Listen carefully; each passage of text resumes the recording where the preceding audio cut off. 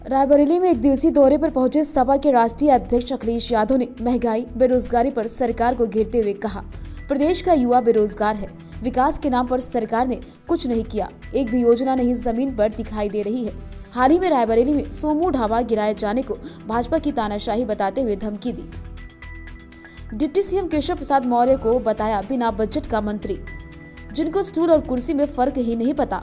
अपने मुख्यमंत्री बनाए जाने के ऑफर पर खुद ही चुटकी ली, कहा उनके पास एक भी विधायक नहीं।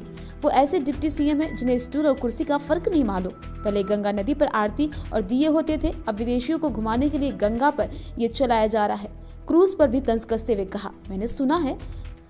अखिलेश यादव ऊंचाहार के सपा विधायक मनोज पांडे की पुण्यतिथि में पहुंचे थे। अखिलेश यादव सोमू ढाबा मालिक के परिजनों से मुलाकात करते नजर आए। कहा, आपके साथ अन्याय हुआ है, हम आपके साथ हैं। सपा सरकार आने पर आपको दिलाएंगे इंसाफ। पिछले दिनों नक्शा न पास होने पर जमींदोज किया गया था सोमू ढाबा मालिक के परिजनों से मिलने के बाद अखिलेश यादव खग्गिया खेड़ा मृतक के परिजनों से मिलने पहुंचे।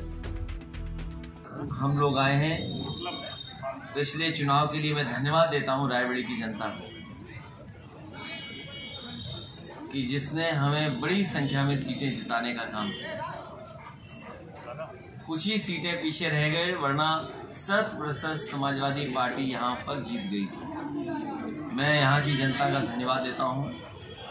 मनोज जी हमारे साथ सदन में हैं, बहुत बड़ी भूमिका है। और जिस सदन में सरकार बहुमत की हो, उस सदन में अपनी बात को रखना और जो परंपराएं उनको निभाना, मनोज जी हमारे साथ लगातार जो विधानसभा की कार्रवाई उसमें सहयोग कर रहे हैं। सरकार नहीं बनी, सरकार बनी होती तो समाजवादी पार्टी का जो घोषणा पत्र था वो पूरा का पूरा लागू होता।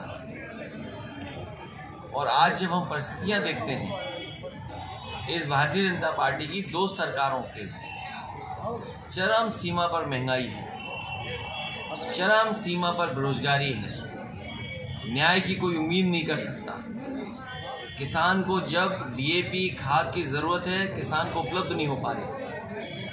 हर कीटनाशक दवाई से लेकर के हर चीज किसान की महंगी हो गई और पैदावार को जो मूल्य मिल जाना चाहिए था वो नहीं मिल पा रहा है। और यही भारतीय जनता पार्टी जब इन्हें वोट चाहिए था तो जनता को भरोसा दिलाया था कि 2022 तक किसानों की आय दोगुनी हो जाएगी। हमारा आपका कैलेंडर बदल गया, 2023 आ गया, लेकिन भारतीय जनता पार्टी अभी भी 2022 में ही है और उनके लिए 2022 आएगा ही नहीं, क्योंकि अगर 2022 उनका आ जाएगा तो उन्हें किसानों का आय दोगुनी कैसे होगी उसका जवाब देना पड़ेगा।